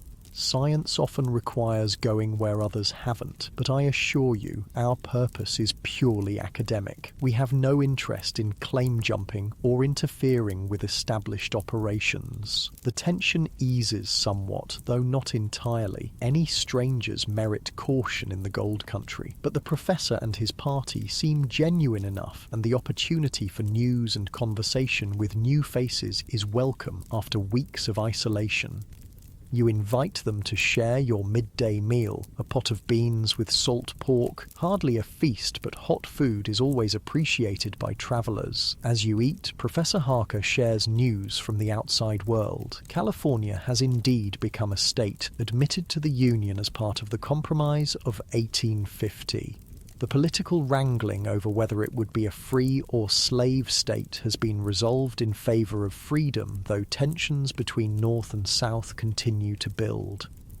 More immediately relevant to your situation, he confirms the stories of the Sydney Ducks and other outlaw gangs operating in the mining regions, but he also brings word of a growing response. Vigilance committees forming in the larger settlements, makeshift courts dispensing rough justice to those caught stealing or worse. Law is coming to California, albeit slowly and unevenly, Harker says. The days of complete lawlessness are numbered, though I suspect the transition will be neither smooth nor entirely just. As the meal progresses, Sullivan suffers another coughing fit, worse than usual, perhaps triggered by the smoke from the fire or the exertion of helping prepare food for the enlarged group. He excuses himself, moving away from the gathering to recover. Eleanor Harker watches him with concern, then follows after a moment, carrying a small leather case. You observe from a distance as she speaks to Sullivan, her manner professional rather than pitying. From the case, she produces a small bottle and measures some liquid into a cup, which she offers to Sullivan. After a moment's hesitation, he accepts, drinking the contents with a grimace. When she returns to the fire, you catch her eye questioningly. "A tincture of wild cherry bark and white pine," she explains quietly. "It won't cure what ails him, but it may ease the symptoms somewhat. I've some medical training, not formal, you understand, but practical experience gathered on our expeditions." "Is it... You can't quite bring yourself to say the word. "Consumption?" She nods gravely. "Very likely, yes. The pattern of symptoms is distinctive. How long has he been coughing?" "Months now, but worse these past weeks." She sighs. The cold weather will only exacerbate his condition. He should be in a warmer, drier climate if possible. The mountain air here, especially in winter, will be hard on lungs already compromised. The advice, while delivered with genuine concern, feels like a cruel joke. Where would Sullivan go? How would he get there in his weakened state? And what would he live on if not the modest gold yield from your claim? These are questions without easy answers in the harsh reality of the gold fields. Professor Harker's party remains at your camp for only a few hours, eager to cover more ground before nightfall. Before departing, Eleanor leaves the bottle of tincture with instructions for its use, and the professor himself offers to carry letters back to civilization when their expedition concludes, a rare opportunity to send word home without travelling to one of the larger settlements. You take advantage of the offer, hastily writing a letter to your family. You're honest about the difficulties you've faced, but also share the modest success you found at the East Fork. You don't mention the constant fear, the physical toll, or Sullivan's illness. Some truths are better left untold to those who can do nothing to help. As the geological party disappears into the forest, heading deeper into the Trinity Alps, a strange melancholy settles over your camp. The brief connection to the wider world, to scientific pursuits and civilized conversation, throws into stark relief the isolation of your existence here. For a few hours, you were reminded of the life you left behind, of interests and concerns beyond the daily struggle for gold and survival. The reminder is both sweet and painful. Sweet to know that such a world still exists, painful to recognize how far removed from it you've become. Your hands, once suited for holding books and pens, are now calloused tools shaped by pick and shovel. Your mind, once engaged with ideas and dreams, now focuses narrowly on the practical concerns of extraction and survival. Have you lost something essential in this transformation, or have you gained something valuable? A hardiness, a self-reliance, a deeper understanding of what truly matters when existence is stripped to its fundamentals?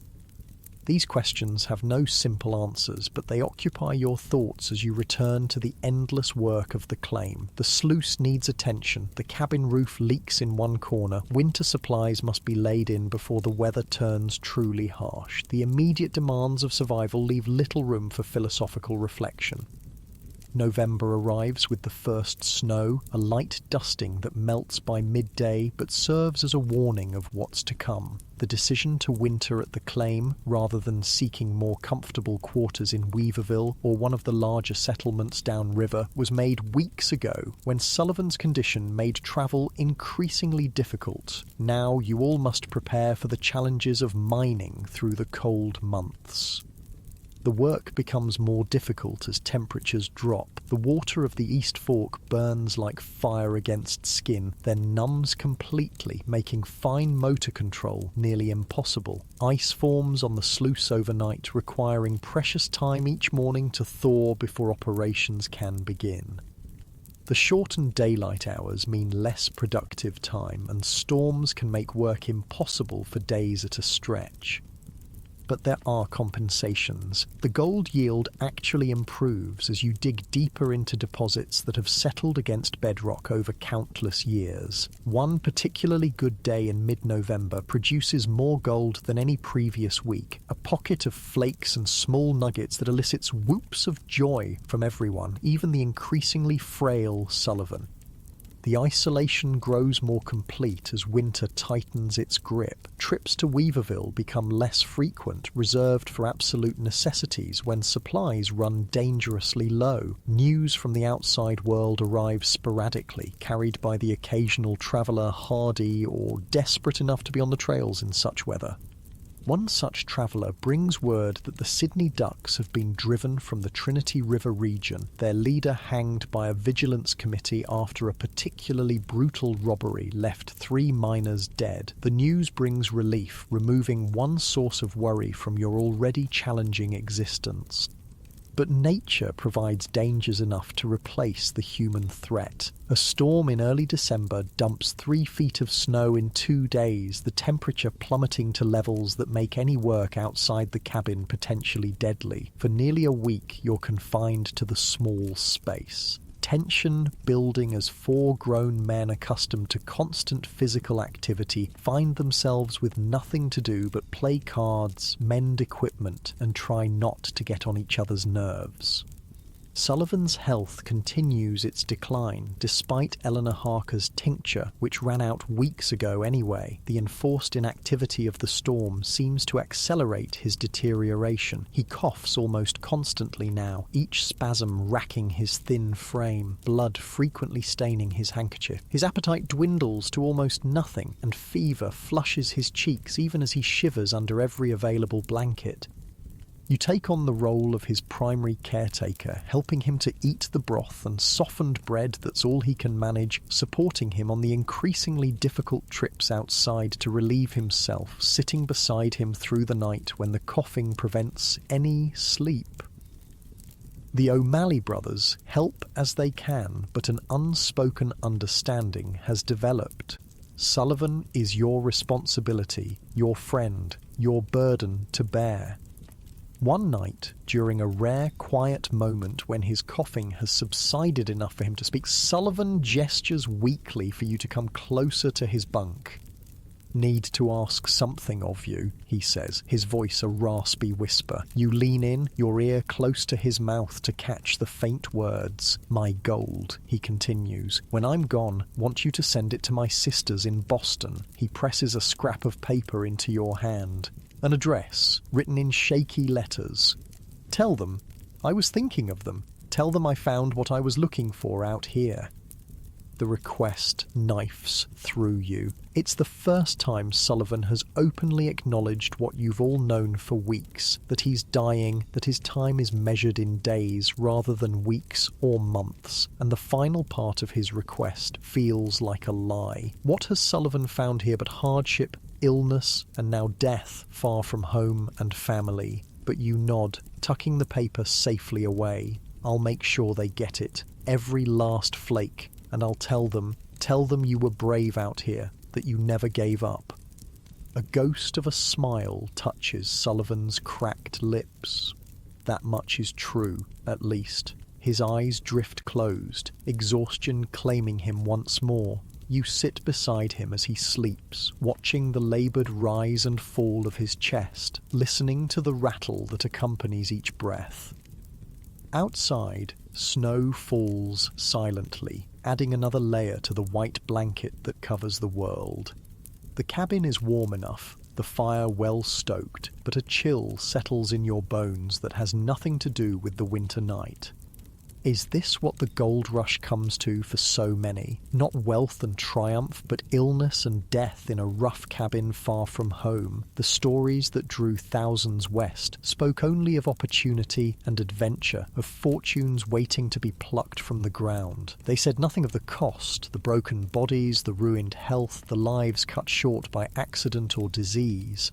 Sullivan stirs in his sleep, mumbling words you can't quite catch, perhaps names from his past, memories surfacing as his present dims. You adjust his blanket, adding another log to the fire. These small comforts all you can offer against the approaching darkness. Sullivan dies on a clear, cold morning in late December. You wake to find him still and silent in his bunk. The laboured breathing that has filled the cabin for weeks finally ceased. His face looks peaceful, the lines of pain smoothed away. As if in death he's found the relief that eluded him in his final days. The O'Malley brothers help you dig the grave, a difficult task in the frozen ground. You choose a spot on a small rise overlooking the East Fork where the winter sun catches the water when it breaks through the clouds. It seems a fitting place for a miner to rest, within sight and sound of the stream that occupied so much of his life. There's no preacher to say words over Sullivan, no family to mourn his passing. Instead, you speak briefly about the man you knew, his quiet strength, his unfailing fairness, his determination to find a better life than the one famine had stolen from him in Ireland. Michael O'Malley recites what he can remember of a Catholic prayer, the words sounding strange and formal in the wilderness setting. Then you lower Sullivan's body, wrapped in his blanket, into the cold earth, and the three of you take turns filling the grave. Brian fashions a simple wooden cross to mark the spot, carving Sullivan's name and the date into the surface. It seems inadequate somehow, this rough memorial for a life ended so far from home, but it's all you can offer, that and your promise to deliver his modest accumulation of gold to his sisters in Boston. The day after the burial, you return to work on the claim. It feels wrong somehow, continuing the endless cycle of digging and washing as if nothing has changed. But what else is there to do? The gold doesn't stop being valuable because one man has died. The need to eat, to stay warm, to survive the winter doesn't diminish with grief. So you work, your body going through the familiar motions while your mind circles the same questions that have haunted you since Sullivan fell ill. Is this pursuit worth the cost? How many men have died, like Sullivan, chasing dreams of gold across this harsh landscape? And how many more will follow before the fever runs its course? January brings storms that make mining nearly impossible for days at a stretch. Heavy snow blankets the claim. Temperatures drop so low that the East Fork freezes over in places, and winds howl through the trees with such force that venturing outside becomes dangerous. During these periods of enforced idleness, trapped in the cabin with only the O'Malley brothers for company, you find yourself thinking more and more of home. The farm you left behind has taken on an almost mythical quality in your memory, a place of safety and abundance compared to the precarious existence you now lead. You remember the smell of fresh-baked bread in your mother's kitchen, the weight of a plough handle in your hands, the sound of your father's voice calling the cattle home at dusk. Simple things, once taken for granted, now precious in their absence. The gold you've accumulated since arriving at the East Fork is substantial, not a fortune, but more than many miners ever see. Combined with Sullivan's share, which you're holding in trust for his sisters, it's enough to consider the journey west a qualified success. Perhaps it's time to think about returning, about using what you've gained to secure a better future back east, rather than continuing to risk everything in the capricious game of gold mining. But such decisions can wait until spring, when travel becomes feasible again. For now, survival remains the primary concern. Food supplies are running lower than anticipated, the harsh weather having prevented hunting expeditions that might have supplemented your stores. Each meal becomes an exercise in careful rationing, ensuring there will be enough to last until conditions improve. February arrives with a brief thaw, temperatures rising just enough to melt some of the snow and break the ice on the East Fork. The three of you seize the opportunity to resume mining operations, working from dawn until dusk to make up for lost time. The yield is good, better than expected for winter diggings, and spirits lift with each flake and nugget added to your pouches.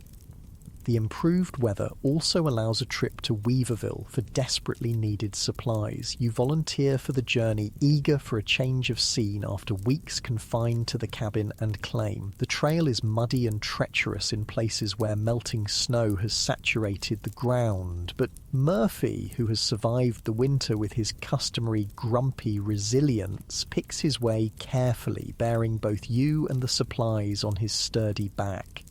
Weaverville has changed since your last visit. Many miners have abandoned their claims for the winter, seeking more comfortable quarters in town until spring. The population has swelled accordingly, the saloons doing brisk business, new boarding houses springing up to accommodate the influx. There's even a small theatre now, offering entertainment to men starved for diversion after months of isolation. At the general store, as you purchase flour, coffee, and other necessities, the proprietor shares the latest news. A company from San Francisco has purchased several large claims downriver and is bringing in machinery, steam-powered pumps and winches, that will allow year-round operation regardless of weather conditions. It's part of a growing trend across the gold fields, individual miners giving way to companies with capital to invest in more efficient, more productive methods. Days of the lone prospector are numbered, the storekeeper says. Wrapping your purchases in brown paper can't compete with steam power and hired labour. Company men work shifts round the clock, pull out more gold in a day than you or I might see in a month. The prediction rings true. You've seen the change beginning even in the remote Trinity River region, operations scaling up, methods becoming more sophisticated, the easy gold long since extracted, leaving only deposits that require significant investment to reach.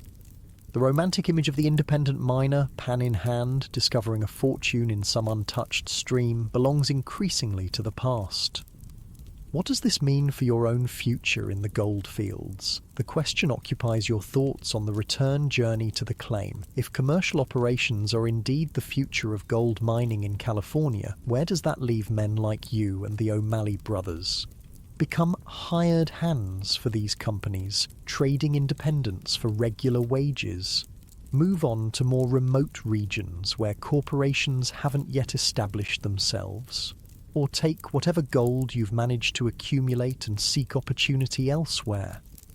These questions remain unresolved as winter slowly loosens its grip on the land. March brings more frequent thaws, patches of bare ground appearing where snow once blanketed everything. The East Fork runs higher with snowmelt, making mining operations more challenging but also more productive as the water carries new material from upstream. And then comes a discovery that changes everything. Brian O'Malley, working a section of the claim that extends slightly up a small tributary of the East Fork, uncovers what appears at first to be just another good-sized nugget. But as he clears away more of the surrounding soil, it becomes apparent that this is something far more significant. A vein of gold-bearing quartz extending into the hillside, potentially far richer than the placer deposits you've been working in the stream bed. The three of you gather around the discovery, excitement building as you excavate more of the vein. It's narrow but well-defined, the gold clearly visible in the white quartz. This isn't just a scattered deposit laid down by water action over centuries. This is source gold, a primary deposit that could yield far more than you've extracted so far.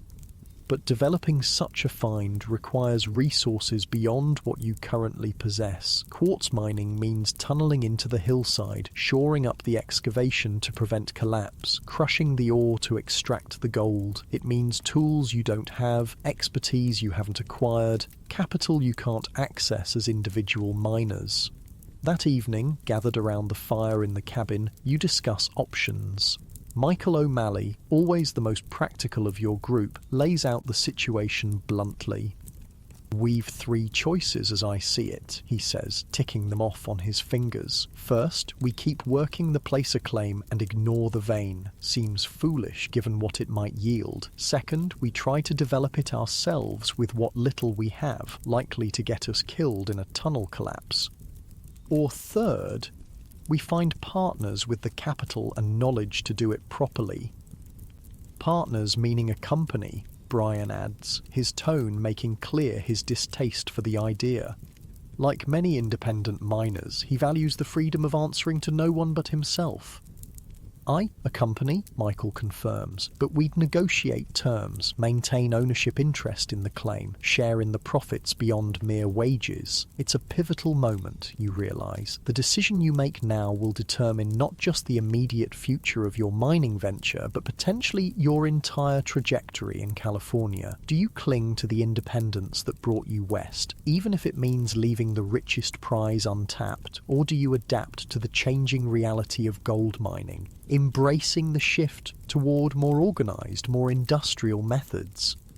The debate continues late into the night, each man expressing hopes and concerns, weighing options against personal values. No clear consensus emerges before exhaustion finally drives you all to your bunks, the decision postponed but looming. Morning brings unexpected visitors, a survey party from one of the very mining companies you were discussing the previous evening. Led by a geologist named Whitmore, they've been examining promising sites throughout the Trinity River region, following up on Professor Harker's earlier expedition.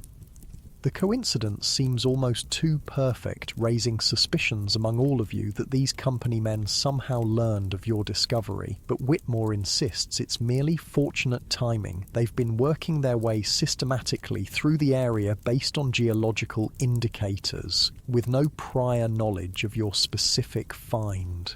We're authorised to make immediate offers for promising claims, Whitmore explains, his manner businesslike but not aggressive. Full purchase or partnership arrangements depending on the owner's preference. Fair market value with proper documentation.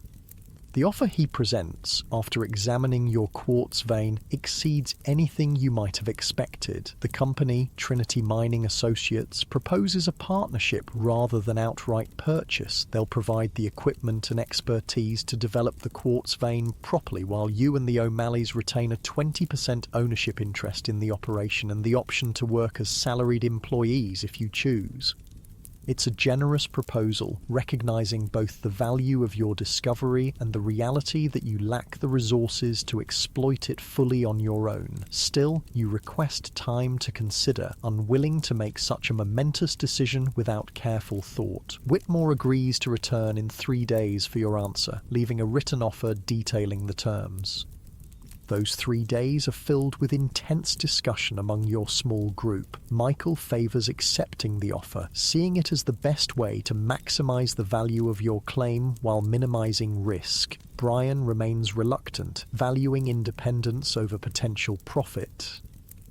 You find yourself torn between these perspectives, weighing practical considerations against the ideals that brought you to California in the first place. In the end, pragmatism prevails. When Whitmore returns, you present a counteroffer, the same basic arrangement but with 25% ownership retained by your group and guaranteed employment for at least 1 year at wages slightly above the standard rate. After brief consultation with his colleagues, Whitmore accepts these terms and contracts are drawn up on the spot. The transformation of your claim begins almost immediately. Within 2 weeks, equipment starts arriving. Steam-powered drills, ore crushers, lumber for constructing proper mine entrances and support structures. A team of experienced hard rock miners follows, setting up camp nearby and beginning the more systematic development of the quartz vein. Your role changes dramatically. No longer an independent prospector working with simple tools, you're now part owner of a commercial mining operation, learning the more technical aspects of quartz mining while supervising aspects of the work. The physical labour remains demanding, but in different ways. Less about endurance in cold streams, more about precision in following the vein, ensuring proper supports, operating unfamiliar machinery.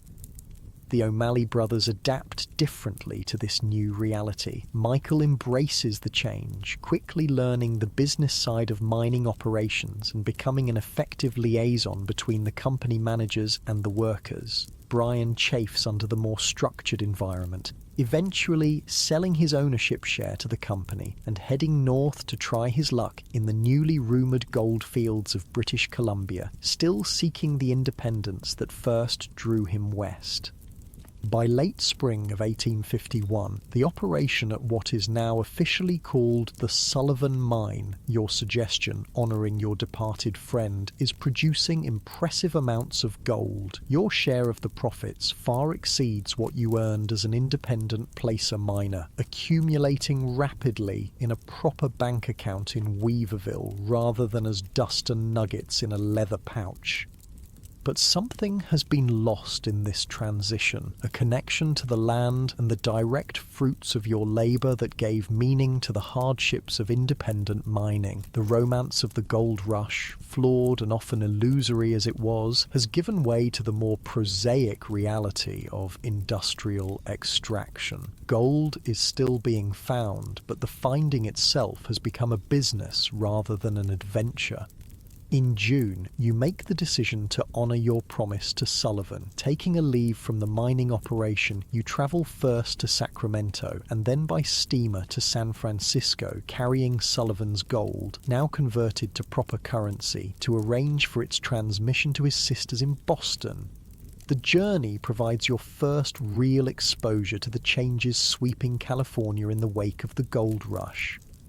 San Francisco in 1851 bears little resemblance to the sleepy port town it was just 3 years earlier. Now it's a bustling city of some 25,000 people, with proper streets, substantial buildings, businesses of all descriptions, and the constant activity of a major commercial centre.